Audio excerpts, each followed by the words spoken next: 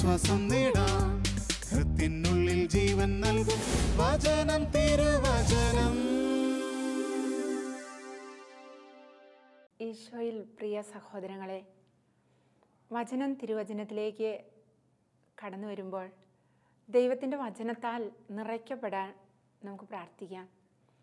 ദൈവമേ, വചനമയച്ച് ഞങ്ങളെ സുഖപ്പെടുത്തണമേ എന്ന് നമുക്ക് പ്രാർത്ഥിക്കാം. വചനം നൽകുന്ന വലിയ പ്രത്യാശയിൽ സ്ഥിരതയുള്ളവരാകാൻ നമുക്ക് പ്രാർത്ഥിക്കാം. ദൈവത്തിൻ്റെ വചനത്തോട് തുറന്ന ഒരു ഹൃദയവും ഒരു മനസ്സുമുള്ളവരായി മാറാൻ ദൈവത്തിൻ്റെ പരിശുദ്ധാത്മാവെ ഞങ്ങളെ സഹായിക്കണമേ എന്ന് നമുക്ക് പ്രാർത്ഥിക്കാം. വചനത്തെ ഹൃദയത്തിലും അധരത്തിലും ഉദരത്തിലും വഹിച്ച് കരങ്ങളിൽ കൊണ്ടു നടന്ന് പരിശുദ്ധ അമ്മയെ നമുക്ക് നമ്മുടെ മധ്യത്തിലേക്ക് വിളിക്കാം. നമ്മുടെ സമീപത്തുണ്ടായിരിക്കണമേ എന്ന് പ്രാർത്ഥിക്കാം. വചനത്തിൻ്റെ ആഴങ്ങളിലേക്ക് ഞങ്ങളെ കൈപിടിച്ച് നടത്തണമേ എന്ന്, വചനം ധ്യാനിക്കാൻ ഞങ്ങളെ പഠിപ്പിക്കണമേ എന്ന്, വചനത്താൽ നയിക്കപ്പെടുന്നവരാകാൻ ഞങ്ങളെ സഹായിക്കണമേ എന്ന് നല്ല അമ്മയോട് നമുക്ക് പ്രാർത്ഥിക്കാം. പ്രിയപ്പെട്ട സഹോദരങ്ങളെ, ഇന്ന് നമ്മൾ ധ്യാനിക്കുക ദൈവം വാഗ്ദാനങ്ങളിൽ വിശ്വസ്തനാണ്. ദൈവത്തിൻ്റെ വാഗ്ദാനം അചഞ്ചലമാണ്. ഇത് ആഴത്തിൽ നമ്മൾ ബോധ്യപ്പെടണം. ചിലരെങ്കിലുമൊക്കെ വളരെ അസ്വസ്ഥപ്പെടാറുണ്ട്. എൻ്റെ ദൈവം എൻ്റെ ജീവിതത്തിൽ എന്നോട് ഇങ്ങനെയൊക്കെ പെരുമാറുന്നു, എന്തുകൊണ്ടാണ് ഇങ്ങനെയൊക്കെ സംഭവിക്കുന്നത്? ദൈവം തൻ്റെ വാഗ്ദാനത്തിൽ അചഞ്ചലനാണ്. ഈ ദൈവത്തിൻ്റെ ദൃഢനിശ്ചയത, വാഗ്ദാനങ്ങളിൽ വിശ്വസ്തനായ ദൈവം യഥാസമയത്ത് പൂർത്തിയാകേണ്ട തൻ്റെ പ്ലാനും പദ്ധതികളും അതാത് സമയങ്ങളിൽ ക്രമീകരിക്കുന്നതായിട്ട് നമുക്ക് തിരുവചനത്തിൽ കണ്ടെത്താനായിട്ട് സാധിക്കും. ഉൽപ്പത്തി പുസ്തകത്തിലേക്ക് നമ്മൾ കടന്നു വന്നാൽ അതിൻ്റെ 15-ാമത്തെ അധ്യായം 13 മുതൽ 16 വരെയുള്ള തിരുവചനങ്ങൾ നമ്മൾ കാണുന്നൊരു സംഭവമുണ്ട്. അതിൻ്റെ ബാക്ക്ഗ്രൗണ്ട് ഇതാണ്. ദൈവം അബ്രാഹത്തെ വിളിച്ച്, നിനക്ക് ആകാശത്തിലെ നക്ഷത്രങ്ങളെപ്പോലെ കടലോരത്തെ മണൽത്തരികളെപ്പോലെ നിനക്ക് സന്താനങ്ങളെ തരുമെന്നും അങ്ങനെ ഒരുപാട് വാഗ്ദാനങ്ങളൊക്കെ കൊടുത്തിട്ട് കർത്താവ് എന്താണ് സംഭവിക്കാൻ പോവുക എന്ന് ഒരു മുന്നറിയിപ്പ് കൊടുക്കുന്നുണ്ട്. അതാണ് 13 മുതലുള്ള തിരുവചനങ്ങളിൽ നമ്മൾ വായിക്കുക. അച്ഛനിങ്ങനെ പറയുന്നു, അപ്പോൾ കർത്താവ് അരുളി ചെയ്തു, നീ ഇതറിഞ്ഞുകൊള്ളുക, നിന്റെ സന്താനങ്ങൾ സ്വന്തമല്ലാത്ത നാട്ടിൽ പരദേശികളായി കഴിഞ്ഞുകൂടും. അവർ ദാസ്യവേല ചെയ്യും. 400 കൊല്ലം അവർ പീഡനങ്ങൾ അനുഭവിക്കും. എന്നാൽ അവരെ അടിമപ്പെടുത്തുന്ന രാജ്യത്തെ ഞാൻ കുറ്റം വിധിക്കും. അതിനുശേഷം ധാരാളം സമ്പത്തുമായി അവർ പുറത്തു വരും. നീ സമാധാനത്തോടെ നിന്റെ പിതാക്കന്മാരോട് ചേരും. ഒരു കുഞ്ഞുപോലും ഇല്ലാതെ ഇരിക്കുകയാണ് അബ്രാഹത്തെ വിളിച്ച്, നിന്റെ സന്താനങ്ങൾ അവരുടേതല്ലാത്ത ഒരു രാജ്യത്ത് 400 വർഷക്കാലം പീഡിപ്പിക്കപ്പെടും, അവർ ദാസ്യവേല ചെയ്യേണ്ടി വരുമെന്നൊക്കെ, പിന്നീട് 400 വർഷം കഴിയുമ്പോൾ ഞാൻ അവരെ പുറത്തു കൊണ്ടുവരും, അവർ നല്ല സമ്പത്തൊക്കെ കൊടുത്ത് ഞാൻ അവരെ പുറത്തേക്ക് കൊണ്ടുവരും, അവർ സമാധാനത്തോടെ ജീവിക്കും. അങ്ങനെ നീ നിൻ്റെ വാർദ്ധക്യം അത് മുഴുവനും പൂർത്തീകരിച്ച് സമാധാനത്തോടെ നിൻ്റെ പിതാക്കന്മാരോട് ചേരുമെന്നൊക്കെ ഒരു കുഞ്ഞിക്കാല് പോലും ഇല്ലാതിരിക്കുകയാണ് ദൈവം അബ്രാഹത്തോട് വാഗ്ദാനം ചെയ്യുക. എന്നിട്ട് എന്താണ് സംഭവിച്ചതെന്ന് വചനത്തിലൂടെ കടന്നു പോകുമ്പോൾ നമുക്ക് മനസ്സിലാകാനായിട്ട് സാധിക്കും. പ്രത്യേകിച്ച് 2 കാര്യമാണ് ഇവിടെ നമ്മൾ ഒന്ന് കണ്ടെത്തുക. ഇവിടെ വായിച്ചു കേട്ട തിരുവചന ഭാഗങ്ങളിൽ ഒന്ന്, അവർ ധാരാളം സമ്പത്തുമായി അവിടെ നിന്ന് പുറത്തു കടക്കും. അബ്രാഹത്തിൻ്റെ സന്തതികൾ എവിടെയാണ് അവർ ദാസ്യവേല ചെയ്തതെന്ന് നമുക്കറിയാം. ഈജിപ്തിൽ ഫറവോയുടെ അടിമകളായി കഴിഞ്ഞ ഒരു കാലഘട്ടമുണ്ട് അവരുടെ ജീവിതത്തിൽ. ഇതൊന്നും സംഭവിക്കുന്നതിന് മുമ്പ് ദൈവത്തിൻ്റെ വാഗ്ദാനമാണിത്. ദൈവം പറഞ്ഞിരിക്കുന്നതാണ്, ഇതാണ് സംഭവിക്കാൻ പോകുക. അങ്ങനെ പറഞ്ഞ ദൈവം 2 കാര്യം പറഞ്ഞു. ഒന്ന്, അതിനുശേഷം അവർ ധാരാളം സമ്പത്തുമായി അവർ പുറത്തു വരും. എങ്ങനെയാണ് അടിമവേല ചെയ്തിരുന്ന അടിമകൾക്ക് ധാരാളം സമ്പത്ത് ലഭിക്കുക? എങ്ങനെയാണ് ധാരാളം സമ്പത്തുണ്ടായത്? അതൊരു ചോദ്യമാണ്. എങ്ങനെയാണ് അവർ ധാരാളം സമ്പത്തുമായി തങ്ങളെ അടിമപ്പെടുത്തിയവരിൽ നിന്ന് പുറത്തേക്ക് വന്നതെന്ന് വചനം വ്യക്തമായിട്ട് പറയുന്നുണ്ട്. അത് പുറപ്പാട് പുസ്തകം 12-ാം അധ്യായത്തിൻ്റെ 35-ഉം 36-ഉം തിരുവചന ഭാഗമാണ്. വചനം ഇപ്രകാരം നമ്മെ ഓർമ്മപ്പെടുത്തുന്നു, അവർ ഈജിപ്തുകാരോട് പൊന്നും വെള്ളിയും കൊണ്ടുള്ള ആഭരണങ്ങളും വസ്ത്രങ്ങളും ചോദിച്ചു. കർത്താവ് ഈജിപ്തുകാർക്ക് ഇസ്രായേൽക്കാരോട് ആദരം തോന്നിച്ചതിനാൽ അവർ ചോദിച്ചതൊക്കെ ഈജിപ്തുകാർ കൊടുത്തു. അങ്ങനെ അവർ ഈജിപ്തുകാരെ കൊള്ളയടിച്ചു. കണ്ടോ, ഇസ്രായേൽ ജനം അടിമകളായിരിക്കെ, ഒന്നുമില്ലാതിരിക്കെ, സ്വന്തമെന്ന് പറയാൻ 5 പൈസ പോലും ഇല്ലാതിരിക്കെ, അടിമത്തത്തിൻ്റെ നുകത്തിൽ നിന്ന് സ്വാതന്ത്ര്യം ലഭിച്ച ഇസ്രായേൽ ജനം ദൈവത്തിൻ്റെ സമയം പൂർത്തീകരിക്കപ്പെട്ടപ്പോൾ തങ്ങളെ പീഡിപ്പിച്ചവർക്ക്, ഈ ദാസ്യവേല ചെയ്തിരുന്ന ഈ അടിമകളോട് ആദരവ് തോന്നാൻ ദൈവം ഇടവരുത്തിയെന്നാണ് വചനം പറയുക. അങ്ങനെ നിങ്ങൾ എത്രയും പെട്ടെന്ന് ഈജിപ്തിൽ നിന്ന് പുറത്തു പോയിക്കൊള്ളുക, ഒരു ആദരവോടെ, ബഹുമാനത്തോടെ, സ്നേഹത്തോടെ ഈജിപ്തുകാർ ഇസ്രായേൽക്കാരെ പറഞ്ഞയച്ചപ്പോൾ ഇസ്രായേൽക്കാർ ഒരു കാര്യം കൂടെ ചോദിച്ചവരോട്, ഞങ്ങൾ പോകുമ്പോൾ, ദൈവത്തെ ആരാധിക്കാനായിട്ട് ഞങ്ങൾ പോകുമ്പോൾ ഞങ്ങൾക്ക് യാത്രയിൽ ഞങ്ങൾക്ക് അണിഞ്ഞൊരുങ്ങാൻ നിങ്ങളുടെ സ്വർണം കൊണ്ടും വെള്ളി കൊണ്ടുമുള്ള ആഭരണങ്ങൾ ഞങ്ങൾക്ക് തരിക, വിലപിടിപ്പുള്ള വസ്ത്രങ്ങൾ ഞങ്ങൾക്ക് തരിക, ഞങ്ങൾ ഞങ്ങളുടെ ദൈവത്തെ ആരാധിക്കാൻ പോകട്ടെ, പോയിട്ട് തിരിച്ചു വരട്ടെ. പ്രിയപ്പെട്ടവരെ, മറ്റൊന്നും സംശയിച്ചില്ല, ഒന്നും ചിന്തിക്കാൻ നിന്നില്ല. ഇസ്രായേൽക്കാർക്ക് അവർ ചോദിച്ചതെല്ലാം ഈജിപ്തുകാർ അനുവദിച്ചു കൊടുത്തു.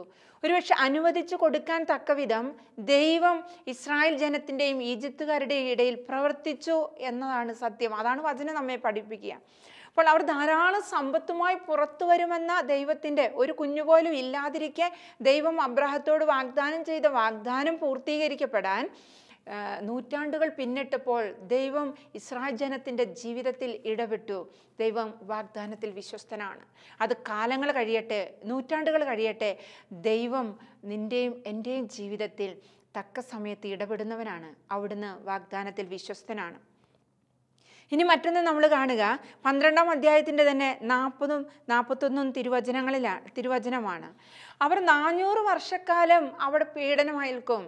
അന്യദേശത്ത്, പരദേശത്ത് അവർ പരദേശികളായി ദാസ്യവൃത്തി ചെയ്യും, അടിമകളെ പോലെ അവർ ജീവിക്കും, അടിമവേല ചെയ്യും. എന്നിട്ട് 400 വർഷക്കാലം അവിടെ ജീവിക്കുമെന്നാണ് പറഞ്ഞത്.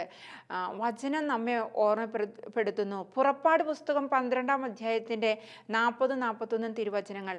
ഇസ്രായേൽക്കാരുടെ ഈജിപ്തിലെ വാസക്കാലം 430 വർഷമായിരുന്നു. 430 വത്സരം പൂർത്തിയായ അന്നു തന്നെ കർത്താവിൻ്റെ ജനസമൂഹം മുഴുവൻ ഈജിപ്തിൽ നിന്ന് പുറപ്പെട്ടു. അവരെ ഈജിപ്തിൽ നിന്ന് പുറത്തു കൊണ്ടുവരാൻ വേണ്ടി കർത്താവ് ജാഗ്രതായി വർത്തിച്ച രാത്രിയാണത്. അക്കാരണത്താൽ തലമുറ തോറും ഇസ്രായേൽക്കാർ ഉറക്കമിളച്ചിരുന്ന് ആ രാത്രി കർത്താവിൻ്റെ ബഹുമാനാർത്ഥം ആചരിക്കണം. ഇപ്പം 400 വർഷക്കാലം അവർ അടിമകളായി കഴിയുമെന്ന ദൈവത്തിൻ്റെ വാഗ്ദാനം പൂർത്തിയാക്കപ്പെട്ടു.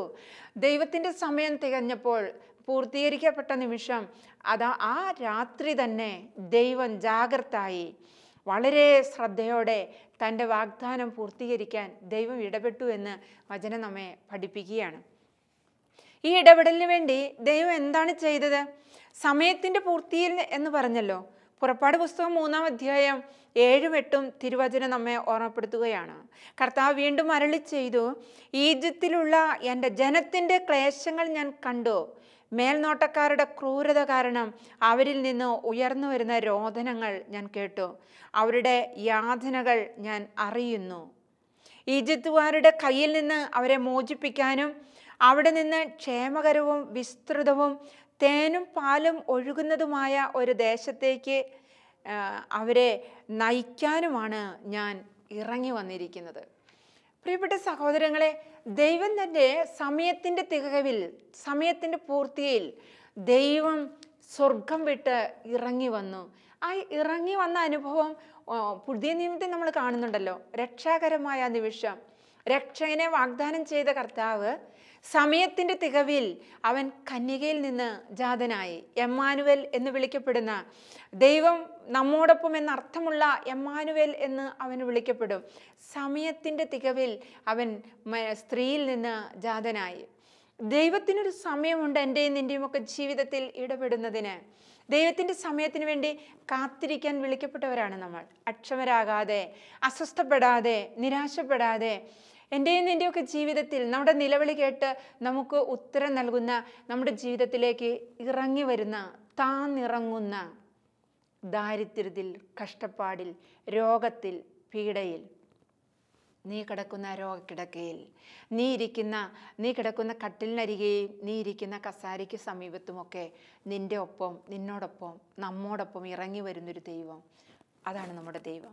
ആ ദൈവത്തിലാണ് നമ്മുടെ വിശ്വാസവും, ആ ദൈവത്തിലാണ് നമ്മുടെ ആശ്രയവും. അങ്ങനെ ഒരു ദൈവം നമുക്കുണ്ടെന്ന് വചനം നമ്മെ പഠിപ്പിക്കുകയല്ലേ. ഈ ദൈവം ഇറങ്ങി വന്ന്, നമ്മുടെ രോദനം കേട്ട് ഇറങ്ങി വന്ന് പീഡനങ്ങളിൽ നിന്ന് നമ്മെ മോചിപ്പിച്ച് കാനാൻ ദേശത്തേക്ക് കൂട്ടിക്കൊണ്ടുവന്നപ്പോൾ നമുക്കറിയാം, അവരെ തനിച്ച് വിട്ടില്ല ദൈവം അവരോടൊപ്പം നടന്നു. പകൽ മേഘസ്തംഭമായി, രാത്രി അഗ്നിസ്തംഭമായി ആ കല്ലിലും മുള്ളിലും ഒക്കെ അവരുടെ കാലുകൾക്ക് വിങ്ങലേൽക്കാതെ, പോറലേൽക്കാതെ, വെയിൽ കൊണ്ട് തളർന്നു വീഴാതെ തൻ്റെ ജനത്തെ ഉള്ളം കയ്യിൽ പരിപാലിക്കുന്നൊരു ദൈവം. അതുകൊണ്ടല്ലേ മോശ പ്രവാചകൻ നിയമാവർത്തന പുസ്തകം 32-ാം അധ്യായത്തിൻ്റെ 10-ാമത്തെ തിരുവചനത്തിൽ നമ്മൾ ഇപ്രകാരം വായിക്കുന്നത്, ദൈവം മനുഷ്യനെ എങ്ങനെയാണ് പരിപാലിച്ചതെന്ന്. കഴുകൻ വിരിച്ച ചിറകുകളിൽ തൻ്റെ കുഞ്ഞിനെ സംവഹിക്കുന്നത് പോലെ നമ്മെ സംവഹിക്കുന്ന, പരിപാലിക്കുന്ന ഒരു ദൈവം. കരുണയുള്ളൊരു ദൈവത്തിൻ്റെ ചിത്രം എത്ര മനോഹരമായിട്ടാണ് പഴയ നിയമം നമുക്ക് മുമ്പിൽ വിരിച്ചു കാണിക്കുക. ഈ ദൈവം അവിടുന്ന് വാഗ്ദാനം ചെയ്തു, ഞാൻ നിങ്ങളെ വെറുതെ വിടുകയില്ല. ദൈവം അവരുടെ കൂടെ നടന്നു എന്ന് മാത്രമല്ല, അവർക്ക് ഈ മരുഭൂമിയിൽ ജലം കൊടുത്തു. ഈ മരുഭൂമിയിൽ അവർ അധ്വാനിക്കാതെ തന്നെ അവർക്ക് ഭക്ഷണം കൊടുത്തു. ഒരു കുറവുമില്ലാതെ തൻ്റെ ജനത്തെ ദൈവം പരിപാലിച്ചു. ഈ മനോഹരമായി പരിപാലിച്ച് അവരെ നയിച്ച ദൈവം അവർക്കൊരു ഇരിപ്പിടം കൊടുത്തു, കാനാൻ ദേശം. ആ ഇരിപ്പിടത്ത് അവരെത്തി. ജോഷയുടെ പുസ്തകത്തിൽ നമ്മൾ അത് കാണുന്നുണ്ട്. ജോഷയുടെ പുസ്തകം 5-ാമത്തെ അധ്യായത്തിൻ്റെ 10 തുടങ്ങിയുള്ള തിരുവചനം വായിക്കുമ്പോൾ ദൈവം തൻ്റെ ജനത്തെ ഒരിടത്ത് പാർപ്പിച്ച് അവിടെ വാസസ്ഥലം ഒരുക്കി, അവിടെ കൃഷിസ്ഥലം ഒരുക്കി, അവിടെ നിന്ന് അവർ ഭക്ഷിക്കുവോളം അതുവരെയും ദൈവം അവർക്ക് ഭക്ഷണം കൊടുത്തു, പാനീയം കൊടുത്തു, അവരെ നയിച്ചു. എന്നിട്ട് വചനം ഇങ്ങനെയാണ് നമ്മളോട് പറയുക. ജോഷുവ പ്രവാചകന്റെ പുസ്തകം 5-ാം അധ്യായം 10 തുടങ്ങിയുള്ള തിരുവചനം പറയുന്നു, ഇസ്രായേൽ ജനം ജെറീക്കോ സമതലത്തിലെ ഗിൽഗാലിൽ താവളമടിച്ചു. ആ മാസം 14-ാം ദിവസം വൈകുന്നേരം അവർ അവിടെ പെസഹ ആഘോഷിച്ചു. പിറ്റേ ദിവസം അവർ ആ ദേശത്തെ വിളവിൽ നിന്ന് ഉണ്ടാക്കിയ പുളിപ്പില്ലാത്ത അപ്പവും വറുത്ത ഗോതമ്പും ഭക്ഷിച്ചു. പിറ്റേ ദിവസം മുതൽ മന്ന വർഷിക്കാതെയായി. ഇസ്രായേൽ ജനത്തിന് പിന്നീട് മന്ന ലഭിച്ചില്ല. അവർ ആ വർഷം മുതൽ കാനാൻ ദേശത്തെ ഫലങ്ങൾ കൊണ്ട് ഉപജീവനം നടത്തി. അപ്പോൾ നീണ്ട വർഷക്കാലം മരുഭൂമിയിലൂടെ നടന്നു പോന്നപ്പോൾ ഇസ്രായേൽ ജനം തങ്ങളുടെ വിശപ്പടക്കിയത് ദൈവം പ്രത്യേകമാംവിധം അവരെ സംരക്ഷിച്ചതിൻ്റെയും പോറ്റിയതിൻ്റെയും അടയാളങ്ങളാണ്. പ്രിയപ്പെട്ട സഹോദരി, നമ്മുടെ ജീവിതത്തിൽ ദൈവം തക്ക സമയത്ത് ഇടപെടുമെന്ന് അത് അവിശ്വസിക്കേണ്ട കാര്യമില്ല. അത് വിശ്വാസയോഗ്യമാണ്. അതെത്രയോ അന്വർത്ഥമാണ്, സത്യമാണ്. ദൈവം നമ്മുടെ ജീവിതത്തിൽ തക്ക സമയത്ത് ഇടപെടും. അതുകൊണ്ടല്ലേ പത്രോസ്ലീഹയുടെ ലേഖനത്തിൽ നമ്മൾ വായിക്കുക. പത്രോസ്ലീഹയുടെ ലേഖനം 1-ാമത്തെ അധ്യായത്തിൻ്റെ 5-ാമത്തെ തിരുവചനത്തിൽ അതിൻ്റെ 6-ാമത്തെ വചനം ഇങ്ങനെ പറയുന്നു, ദൈവത്തിൻ്റെ ശക്തമായ കരത്തിൻ്റെ കീഴിൽ നിങ്ങൾ താഴ്മയോടെ നിൽക്കുവിൻ. അവിടുന്ന് തക്ക സമയത്ത് നിങ്ങളെ ഉയർത്തിക്കൊള്ളും. നിങ്ങളുടെ ഉത്കണ്ഠകളെല്ലാം അവിടുത്തെ ഏൽപ്പിക്കുവിൻ. അവിടുന്ന് നിങ്ങളുടെ കാര്യത്തിൽ ശ്രദ്ധാലുവാണ്. ദൈവം നമ്മുടെ കാര്യത്തിൽ ശ്രദ്ധാലുവാണ്. തക്ക സമയത്ത്, ഒരു നിമിഷം പോലും മുമ്പും ദൈവത്തിൻ്റെ വരവ് പ്രതീക്ഷിക്കേണ്ട. ഒരു നിമിഷം കഴിഞ്ഞിട്ടും ദൈവം വന്നില്ലല്ലോ എന്നോർത്ത് നിരാശപ്പെടേണ്ട.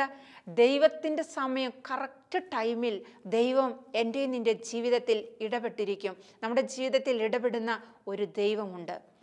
ഉൽപ്പത്തിയുടെ പുസ്തകത്തിലേക്ക് തന്നെ നമ്മൾ കടന്നു ചെല്ലുമ്പോൾ അബ്രാഹത്തിൻ്റെ ജീവിതം എത്ര മനോഹരമായിട്ടാണ് ഇതിന് നമുക്കൊരു സാക്ഷ്യമായിട്ട് നിൽക്കുക. ഇത് വെറും ഒരു കഥയോ നോവലൊന്നും അല്ലല്ലോ. ഇതൊരു യാഥാർത്ഥ്യമല്ലേ? ഇതൊരു സംഭവമല്ലേ? ഇതിന്നും ജീവിക്കുന്ന അനുഭവമല്ലേ? ദൈവം നമ്മുടെ ജീവിതത്തിൽ ഇടപെടുന്നതിൻ്റെ പച്ചയായ യാഥാർത്ഥ്യങ്ങളല്ലേ? അതിലൊരനുഭവമാണ് അബ്രാഹത്തിൻ്റെ ജീവിതം. അബ്രാഹത്തിൻ്റെ വിളിയെക്കുറിച്ച് പറയുന്നത് ഉൽപ്പത്തി പുസ്തകം 12-ാം അധ്യായത്തിലാണ് അത് ആരംഭിക്കുന്നത്. അബ്രാഹത്തെ വിളിക്കുന്ന വിളിയോടെയാണ് രക്ഷാകര ചരിത്രം ആരംഭിക്കുക. അവിടെ 12-ാമത്തെ അധ്യായം 2-ാമത്തെ തിരുവചനം പറയുന്നു.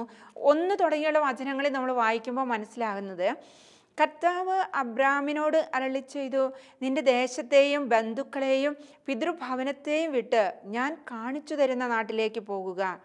ഞാൻ നിന്നെ വലിയൊരു ജനതയാക്കും. ഞാൻ കാണിച്ചു തരും, നിനക്ക് സ്വന്തമായിട്ടുള്ള നിന്റെ അപ്പൻ, നിന്റെ അമ്മ, നിന്റെ സഹോദരങ്ങൾ, നിന്റെ ബന്ധുമിത്രാദികൾ, നിന്റെ സമ്പത്ത്, ജനിച്ച് വളർന്ന ദേശം സകലതും ഉപേക്ഷിച്ച് ഞാൻ കാണിച്ചു തരുന്ന ദേശത്തേക്ക് നീ വരിക. അതൊരു പക്ഷേ ശൂന്യമാകാം, അതൊരു പക്ഷെ മരുഭൂമിയാകാം, അതൊരു പക്ഷേ കാനാൻ ദേശമാകാം, നമുക്കറിയില്ല. ദൈവം എവിടെ കാണിച്ചു തരുന്നുവോ, ദൈവം ചൂണ്ടിക്കാണിക്കുന്നിടത്തേക്ക് പോകാൻ ഒരുക്കമുള്ള ഹൃദയം അബ്രാമിന് അതുണ്ടായിരുന്നു. അബ്രാമിനെ ദൈവം വിളിച്ചു. എന്നിട്ട് ദൈവം പറഞ്ഞു, ഞാൻ നിന്നെ വലിയൊരു ജനതയാക്കും, നിന്നെ ഞാൻ അനുഗ്രഹിക്കും, ഞാൻ നിന്നെ വലിയൊരു ജനതയാക്കുമെന്ന് പറയുമ്പോൾ നമുക്ക് സ്വാഭാവികമായിട്ട് ചിന്തിക്കാം, അബ്രാഹത്തിന് ഒരുപക്ഷെ അവിടുന്ന് വരുമ്പോൾ ഉണ്ടായിരുന്നിരിക്കാം, മക്കളോടൊപ്പം ആയിരിക്കാം അബ്രാഹാം പോന്നതെന്ന്. എന്നാൽ മക്കളുണ്ടായിരുന്നു അബ്രാഹത്തിന്. 4-ാമത്തെ വചനം വായിക്കുമ്പോൾ നമ്മൾക്ക് കൂടുതൽ മനസ്സിലാകുന്നു. കർത്താവ് കൽപ്പിച്ചതനുസരിച്ച് അബ്രാം പുറപ്പെട്ടു, ലോത്തും അവൻ്റെ കൂടെ തിരിച്ചു. ഹാരാൻ ദേശത്തോട് വിട പറഞ്ഞപ്പോൾ അബ്രാമിന് 75 വയസ്സ് പ്രായമായിരുന്നു. 75 വയസ്സ് പ്രായമുള്ള അബ്രാഹത്തെ ദൈവം വിളിച്ചിട്ട്, ഞാൻ നിന്നെ ഒരു വലിയ ജനതയാക്കും, സ്വന്തം ദേശമൊക്കെ വിട്ട് എല്ലാവരും ഉപേക്ഷിച്ച് പോകുക എന്ന് പറഞ്ഞ് ദൈവം വിളിക്കുമ്പോൾ ഇത് 75-ാമത്തെ വയസ്സിലാണ്. ഈ 75-ാമത്തെ വയസ്സിൽ വിളിക്കുമ്പോൾ അബ്രാഹത്തിന് ഒരു കുഞ്ഞു പോലും ഇല്ലായിരുന്നു എന്ന് ഉൽപ്പത്തി പുസ്തകം 15-ാമത്തെ അധ്യായത്തിൻ്റെ 2-ാമത്തെ തിരുവചനം നമുക്ക് മനസ്സിലാവും വായിക്കുമ്പോൾ. അബ്രാഹം ചോദിച്ചു, കർത്താവായ ദൈവമേ, സന്താനങ്ങളില്ലാത്ത എനിക്ക് എന്തു പ്രതിഫലമാണ് ലഭിക്കുക? 75-ാമത്തെ വയസ്സിൽ വിളിയേറ്റ അബ്രാഹം ചോദിക്കുന്നു, ഒരു സന്താനം പോലും ഇല്ലാത്ത എനിക്ക് എന്ത് നന്മയാണ് ഉണ്ടാകാൻ പോകുന്നത്? എന്ത് പ്രതിഫലമാണ് ലഭിക്കാനിരിക്കുന്നത്?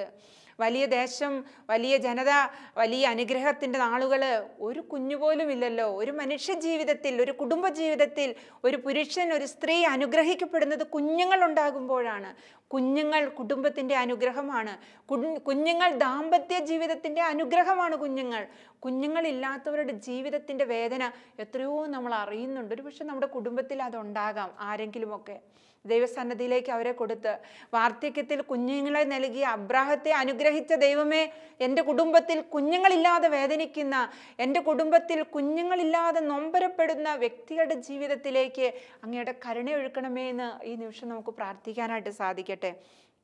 അബ്രാം ചോദിച്ചൊരു കുഞ്ഞില്ലാത്ത എനിക്ക് എന്ത് അനുഗ്രഹമാണുള്ളത്? 17-ാമത്തെ അധ്യായത്തിലേക്ക് കടന്നു വരുമ്പോൾ കുറച്ചുകൂടെ ആഴപ്പെടുകയാണ്. 17-ാം അധ്യായത്തിൻ്റെ 17-ാമത്തെ തിരുവചനം ഇങ്ങനെ പറയുന്നു, അപ്പോൾ അബ്രാഹാം കമിഴ്ന്നു വീണ് ചിരിച്ചുകൊണ്ട് ആത്മഹതം ചെയ്തു, 100 വയസ്സ് തികഞ്ഞവന് കുഞ്ഞു ജനിക്കുമോ?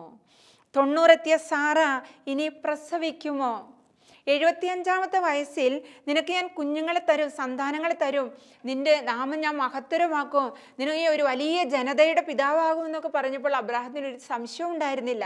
അവൻ്റെ ഉള്ളിൽ അവൻ ചിരിച്ചില്ല. കാരണം 75 വയസ്സ് തികഞ്ഞെങ്കിലും ഇനിയും ദൈവം കനിഞ്ഞാൽ ഒരു കുഞ്ഞിനെ കൊടുക്കാനുള്ള ആരോഗ്യം, ശാരീരികമായ കണ്ടീഷനൊക്കെ തൻ്റെത് ശരിയാണെന്ന് അബ്രാഹാം ഒരുപക്ഷെ വിചാരിച്ചിട്ടുണ്ടാകാം. അബ്രാഹത്തിനൊരു അസ്വസ്ഥതയും ഉണ്ടായിരുന്നില്ല. എന്നാൽ 100 വയസ്സെത്തിയപ്പോൾ പ്രിയപ്പെട്ടവരെ, അബ്രാഹത്തിന് ഒന്നുകൂടെ ചിന്തിക്കാനായിട്ട് തോന്നി. എന്താണ് ആ ചിന്ത? 100 തികഞ്ഞവന് കുഞ്ഞു ജനിക്കുമോ? ഇനി അതിനുള്ള സാധ്യതയുണ്ടോ? തനിക്ക് 100 തികഞ്ഞെന്ന് മാത്രമല്ലല്ലോ, 90 എത്തിയ സാറ ഇനി പ്രസവിക്കുമോ? ചുക്കിച്ചുളിഞ്ഞ ശരീരം, ആ ഗർഭപാത്രം അങ്ങ് ഒട്ടിയിട്ടുണ്ടാകാം. ഈ സാറാമ്മച്ചിക്ക് ഇനി ഒരു കുഞ്ഞു ജനിക്കുമോ? അവൾ അമ്മയെന്ന് വിളിക്കപ്പെടുമോ? അബ്രാഹത്തിന് സംശയം കയറി വന്നു. അപ്പോൾ എന്ത് സംഭവിച്ചേ? അബ്രാഹാം ചിരിച്ചുകൊണ്ട് ആത്മഹത്യ ചെയ്തു എന്നാണ് വചനം പറയുക.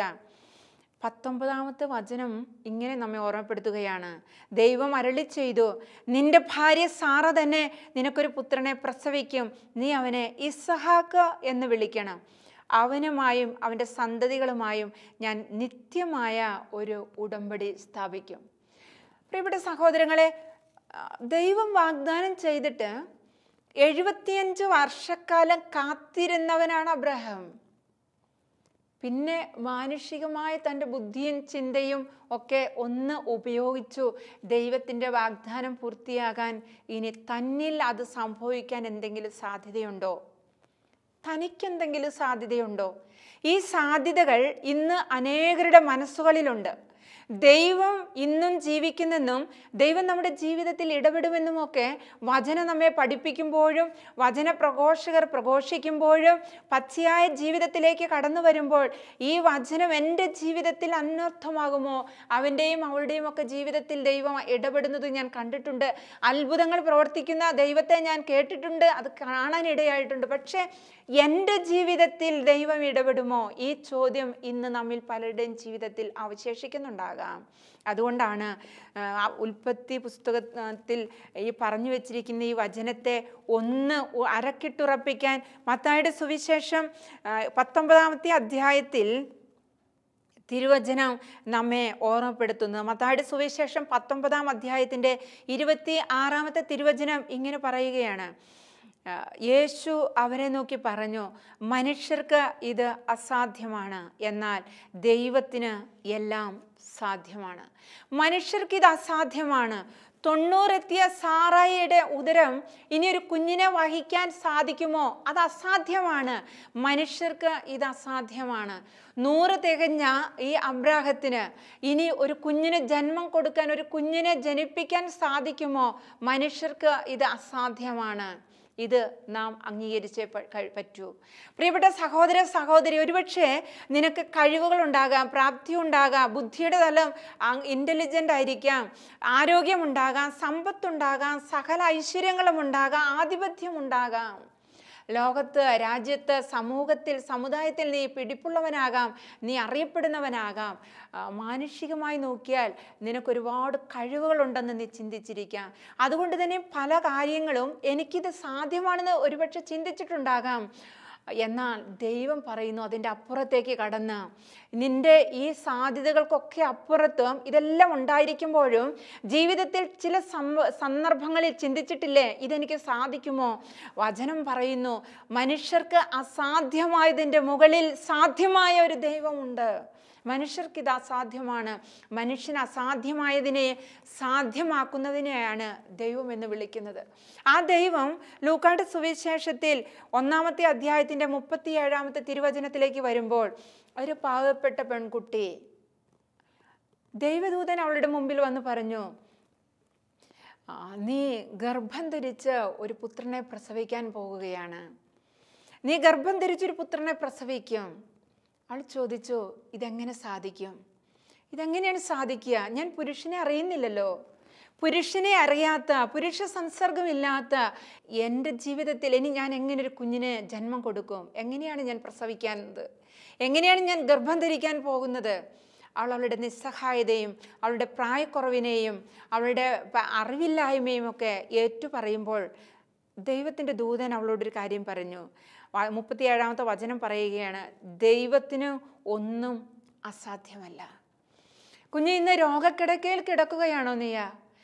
വൈദ്യശാസ്ത്രത്തിന് അസാധ്യമാണെന്നൊരു പക്ഷെ വൈദ്യശാസ്ത്രം വിധിച്ച ഒരു രോഗിയായി രോഗക്കിടക്കയിൽ കിടന്നുകൊണ്ടാണ് എൻ്റെ പ്രിയ സഹോദരനും സഹോദരിയും ഈ വചനം കേൾക്കുന്നതെങ്കിൽ, പ്രിയപ്പെട്ട സഹോദര സഹോദരി, വൈദ്യശാസ്ത്രം അസാധ്യമാണെന്ന് വിധി എഴുതിയിരിക്കുന്ന എത്രയോ രോഗപീഠകളിൽ ഇന്നും ജീവിക്കുന്ന ദൈവം അത്ഭുതകരമായ സൗഖ്യം കൊടുത്ത് പിടിച്ചെഴുന്നേൽപ്പിച്ചതിൻ്റെ അനുഭവങ്ങൾ നമുക്ക് മുമ്പിൽ ഇന്ന് സാക്ഷ്യങ്ങളായുണ്ട്. എത്ര വലിയ രോഗപീഠകളിൽ നിന്ന് ദൈവം നമ്മെ മോചിപ്പിച്ചിരിക്കുന്നു, സുഖപ്പെടുത്തിയിരിക്കുന്നു. അസാധ്യമെന്ന് മനുഷ്യൻ കൽപ്പിച്ചതും വിധി എഴുതിയതുമൊക്കെ സാധ്യമാക്കി തീർത്ത ഒരു ദൈവം ഇന്ന് ചരിത്രത്തിൽ ജീവിക്കുന്നു എന്ന് നമ്മൾ മറന്നു പോകാതിരിക്കട്ടെ. അതുകൊണ്ടാണ് സങ്കീർത്തകൻ നമ്മെ ഇങ്ങനെ ഓർമ്മപ്പെടുത്തുന്നത്. സങ്കീർത്തനം 46-ാമത്തെ സങ്കീർത്തനം 10-ാമത്തെ തിരുവചനം നമ്മെ നോക്കി ഇങ്ങനെ ഓർമ്മപ്പെടുത്തുകയാണ്. ശാന്തമാകുക, ശാന്തമാകുക. നിന്റെ ജീവിതം കലുഷിതമാണോ? നീ അസ്വസ്ഥമാണോ? ആരെന്നെ സഹായിക്കും? എൻ്റെ ജീവിതത്തിൽ ആരിടപെടും? എൻ്റെ ജീവിതത്തിൻ്റെ തകർച്ചയിൽ, എൻ്റെ രോഗത്തിൽ, എൻ്റെ ദാരിദ്ര്യത്തിൽ, എൻ്റെ കഷ്ടതയിൽ, എൻ്റെ ദുഃഖങ്ങളിൽ, എൻ്റെ വേദനയിൽ, എൻ്റെ രഹസ്യ ജീവിതത്തിൻ്റെ നൊമ്പരങ്ങളിൽ ആരെന്നെ സഹായിക്കും? വചനം നമ്മെ ഓർമ്മപ്പെടുത്തുന്നു, ശാന്തമാകുക. ഞാൻ ദൈവമാണെന്നറിയുക, ഞാൻ ദൈവമാണെന്നറിയുക. ഞാൻ ജനതകളുടെ ഇടയിൽ ഉന്നതനാണ്, ഞാൻ ഭൂമിയിൽ ഉന്നതനാണ്. സൈന്യങ്ങളുടെ കർത്താവ് നമ്മോട് കൂടെയുണ്ട്. യാക്കോബിൻ്റെ ദൈവമാണ് നമ്മുടെ അഭയം. പ്രിയപ്പെട്ട സഹോദരങ്ങളെ, നമ്മുടെ അഭയസങ്കേതം ദൈവമാണ്. എല്ലാം സാധ്യമായ ദൈവമാണ് നമ്മുടെ അഭയസങ്കേതം. ഈ ദൈവം തൻ്റെ വാഗ്ദാനത്തിൽ വിശ്വസ്തനാണ്. എൻ്റെയും നിൻ്റെ ജീവിതത്തിൽ ഇടപെടുന്നൊരു ദൈവമാണ് ഈ ദൈവം.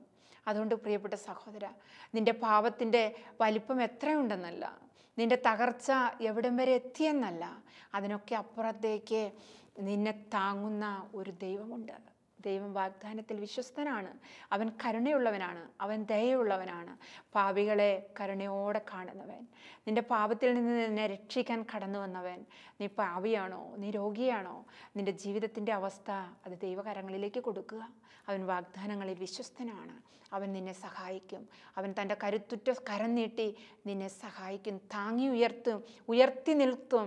പാറമേൽ അവിടുന്ന് നിന്നെ ഉറപ്പിച്ചു നിർത്തും. ആ ദൈവത്തിൻ്റെ കരങ്ങളിലേക്ക് കൊടുത്ത്, ദൈവമേ, അങ്ങയിൽ ഞങ്ങൾ അഭയം ഗമിക്കുന്നു, അങ്ങ് വിശ്വസ്തനാണെന്ന് ഞങ്ങൾ ഏറ്റുപറയുന്നു. സമയത്തിൻ്റെ തികവിൽ ഞങ്ങളുടെ ജീവിതത്തിൽ ഇടപെടുന്ന നല്ല ദൈവമേ, അങ്ങേക്ക് ആരാധന. അമ്മ മാതാവേ, ഞങ്ങളെ ആ ഈശോയിൽ ഉറപ്പിച്ചു നിർത്തണമേ എന്ന് നമുക്ക് പ്രാർത്ഥിക്കാം. ദൈവം നമ്മെ സമൃദ്ധമായി അനുഗ്രഹിക്കട്ടെ. ആമേൻ.